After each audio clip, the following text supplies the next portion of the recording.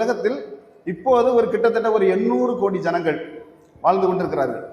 அதுல ஒரு நாள் மரணம் அடைபவர்கள் 1,60,000 பேர். ஒரு மணி நேரத்தில் 6,700 பேர் மரணம் அடைகிறார்கள்.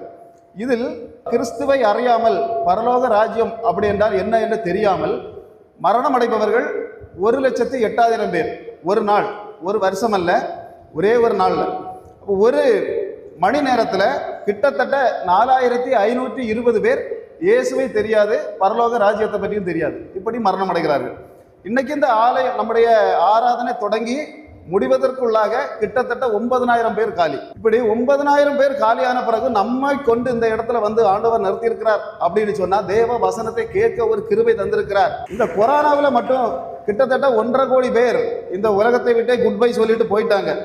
ஆனா நாம இன்னைக்கு இந்த இடத்துல வந்திருக்கிறோம் அப்படின்னா நம்ம குடிச்ச ஹார்லிக்ஸ்